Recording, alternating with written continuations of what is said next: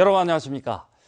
경주시 선거관리위원회 방송토론위원회가 주관한 총선 후보자 TV토론회가 어젯밤 열려 3명의 후보가 열띤 정책 대결을 펼쳤습니다.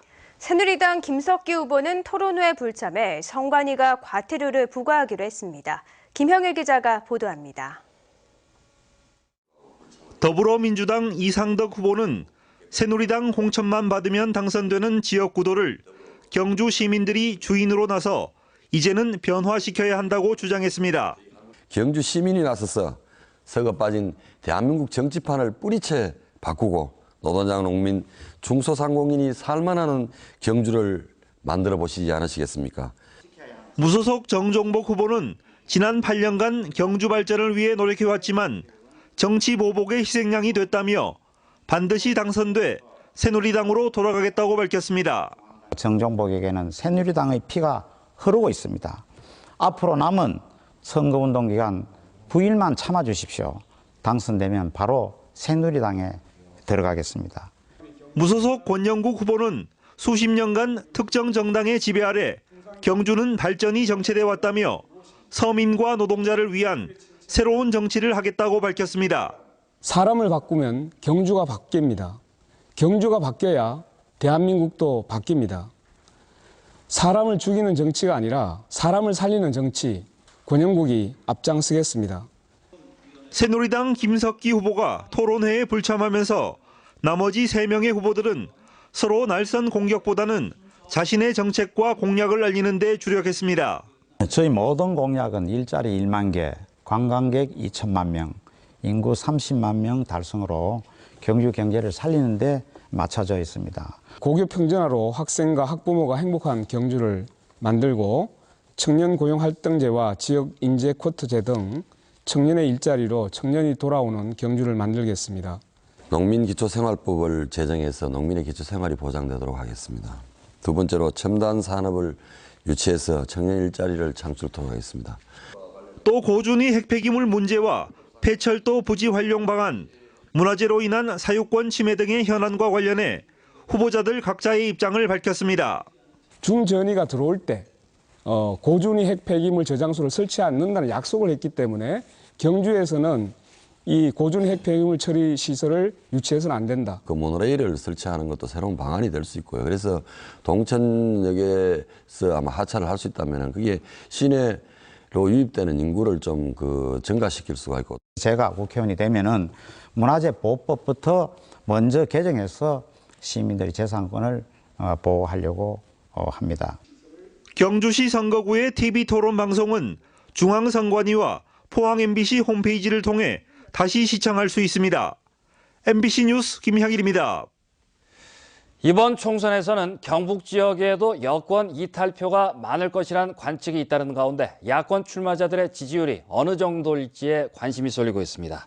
경북 지역의 경우 13개 선거구에서 34명이 출마한 가운데 야권 정당에서는 더불어민주당 6명, 정의당과 민중연합당 각각 2명, 국민의당 1명이 출사표를 던졌습니다.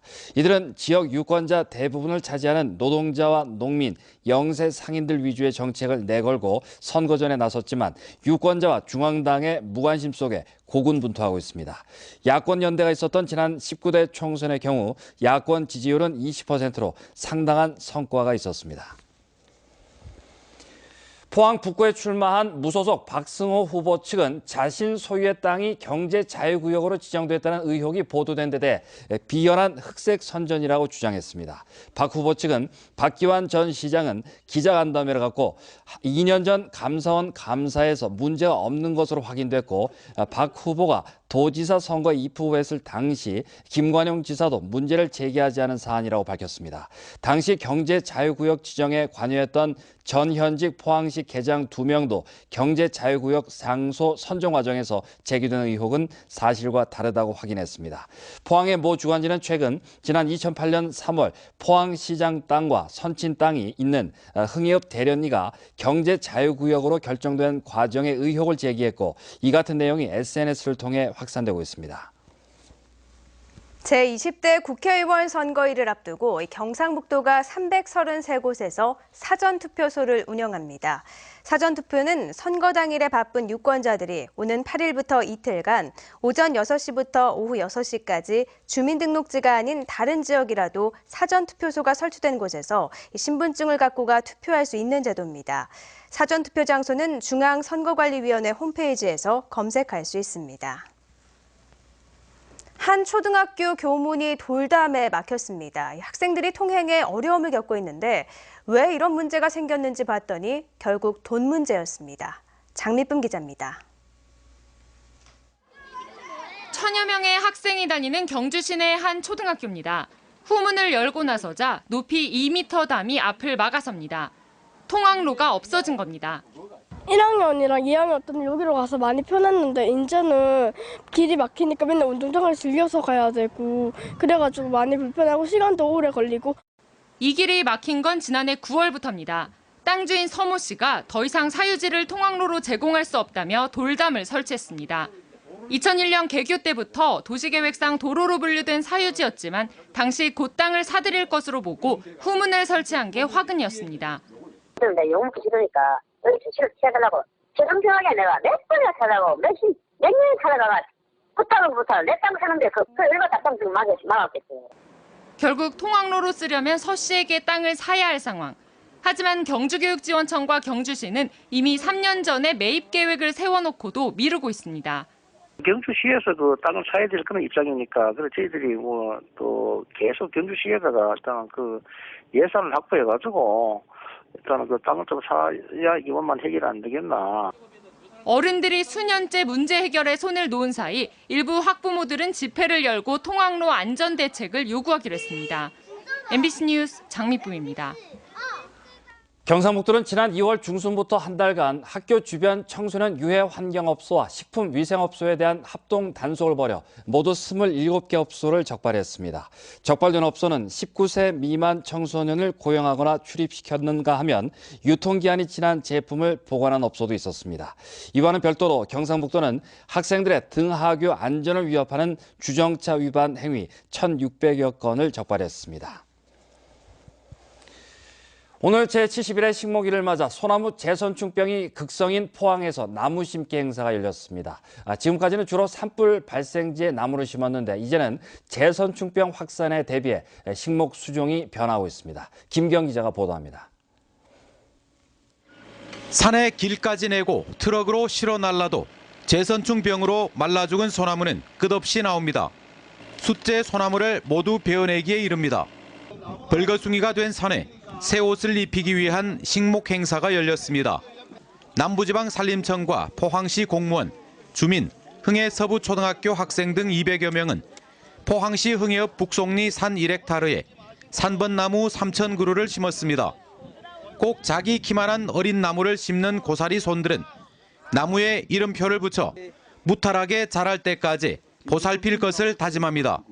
나중에 다시 왔을 때 나무가 많이 커서 열매가 자랐으면 좋겠고 잘 컸으면 좋겠어요. 죽지 않고. 주민들도 벌겋게 말라 죽은 소나무가 보기 흉했는데 새 나무를 심고 나니 개운해졌습니다. 옛날에는 소나무만 수복 있었는데 앞으로 또 그 벚꽃나무를 갱신하고 나니까 마음이 깨비하고 좋습니다. 벚나무가 숲을 이루는 10년쯤 뒤에는 장관을 이룰 것으로 기대됩니다. 재선충이 극성인 곳은 소나무를 모두 베어내고 아예 수종을 바꾸는 방법이 시도되고 있습니다. 모두 배기를 해서 재선충에 재감염되지 않는 아주 경관적으로나 목재로나 우수한 낙엽수로 이렇게 수종 갱신을 하고 있습니다. 산불이 났을 때만 해도 변하지 않던 식목 수종이 재선충병이 확산되자 소나무는 급속히 퇴보하고 편백이나 벚나무 등으로 수종이 다변화되고 있습니다. MBC 뉴스 김기영입니다. 경상북도 어업기술센터는 울릉도와 독도에 서식하는 갈조류인 대황을 본격 양식해 갯녹음 현상을 줄여나가기로 했습니다.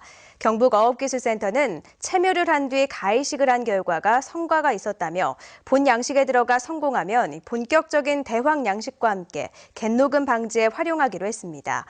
미역 종류인 대왕은 주로 울릉도와 독도에서만 대량 분포하는 해조류로 어혈과 대소변을 잘 통하게 하는 데 효능이 있는 것으로 한의학계는 설명하고 있습니다.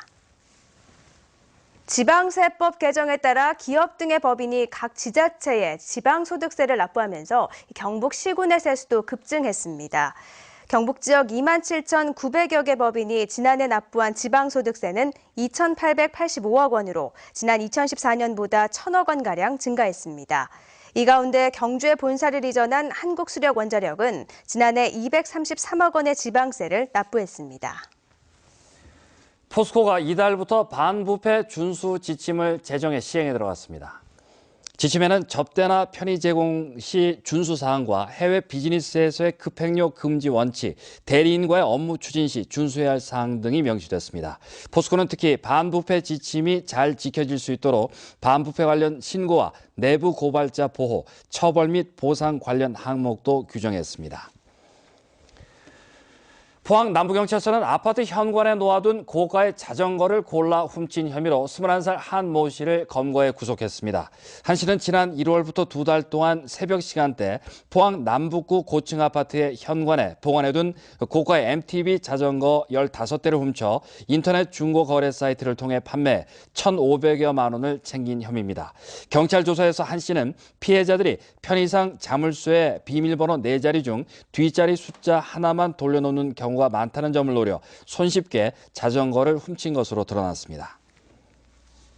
포항시 다문화가족지원센터는 오늘 포항창조경제혁신센터에서 엔클로이 피플 후원으로 결혼 이민 여성들의 취업 역량 강화와 다문화 가정의 경제적 자립을 위한 결혼 이민 여성 토탈 뷰티 교육을 개강했습니다.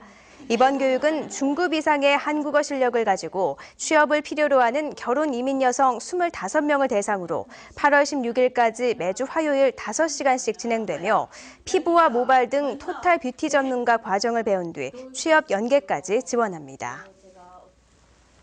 내일 경북 동해안 지역은 구름이 많겠지만 평년보다 높은 기온을 보이며 포근하겠습니다. 밤부터는 포항과 경주에 비가 시작되겠는데요. 자세한 날씨 민미경 기상캐스터입니다. 높고 청명한 하늘, 따뜻하게 내리쬐는 햇살, 봄바람까지 봄 기운이 가득했는데요. 꽃들도 이에 화답하듯 살랑살랑 춤을 추는 하루였습니다.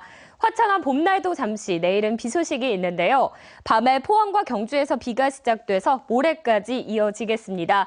예상되는 비의 양은 20에서 50mm 정도고요. 울릉도 독도에서는 모레부터 최고 30mm의 비가 내리겠습니다. 봄비치고는 꽤 양이 많겠고요. 시간당 10mm의 세찬 비가 쏟아지는 곳도 있겠습니다.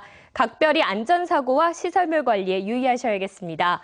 그래도 내일까지는요, 평년보다 높은 기온을 보이겠습니다. 내일 아침 포항 10도, 한낮에는 19도까지 오르면서 일교차는 여전히 크게 벌어지겠습니다. 자세한 내일 날씨입니다. 내일 경북 동해안 지역은 구름 많다가 밤에 포항과 경주에서 비가 내리겠습니다. 내일 아침 기온은 울진 8도, 포항 10도, 경주 6도, 낮 최고 기온은 영덕 18도, 포항과 경주 19도가 예상됩니다. 울릉도 독도에서는 구름 많다가 점차 흐려지겠습니다. 아침 최저 기온은 울릉도 10도, 독도 11도, 한낮에는 울릉도 15도, 독도 13도가 되겠습니다. 내일 오후 동해남부 해상에 가끔 비가 오겠습니다. 물결은 오후에 먼바다를 중심으로 0.5에서 2.5m로 약간 높게 일겠습니다. 내일 밤부터 모레까지 안개가 짙게 끼는 곳이 있겠습니다. 내일과 모레 봄비치고는 꽤 많은 양의 비가 내리면서 벚꽃잎이 많이 떨어질 것으로 예상되고 있습니다. 짧기 때문에 더 아름다운 봄꽃들 눈에 가득 담아두시기 바랍니다. 날씨였습니다. 포스텍 조기론 교수와 경상대 김윤희 교수팀은 불소를 이용해 전자 이동도와 안정성을 높인 N형 플라스틱 반도체 기술의 개발에 성공해 세계적인 화학지 JACS의 표지 논문으로 발표했습니다. 조기론 교수는 이번에 개발된 N형 플라스틱 반도체는 앞으로 접는 디스플레이뿐 아니라 유기 태양 전지, 생화학 센서 등 유기 반도체가 쓰이는 다양한 분야에 파급 효과가 있을 것으로 기대한다고 말했습니다. 금복주가 결혼을 앞둔 여직원에게 퇴직을 종용했다는 고소 사건과 관련해 대구 서부고용노동지청은 오는 8일 사업주를 남녀고용평등법 위반 혐의로 사건을 검찰에 송치할 예정입니다. 또 사안의 중대성을 고려해 지난달 금복주에 근무하는 여직원과 과장급 이상 간부를 상대로 남녀차별 실태를 조사했고 앞으로 전반적인 노동관계법과 산업안전 준수 여부 등을 살피는 특별 근로감독을 하기로 했습니다. 한편 최근 해당 여직원이 사측과 합의하고 고소를 취하했지만 고소 사건의 경우 고소인이 취하가 있어도 검찰에 사건을 송치해야 종결됩니다. 경상북도에 이어 경북도의회도 다음 달 3일 새청사에서 이전 기념식을 열고 부대 행사로 의정발전 세미나도 열 계획입니다.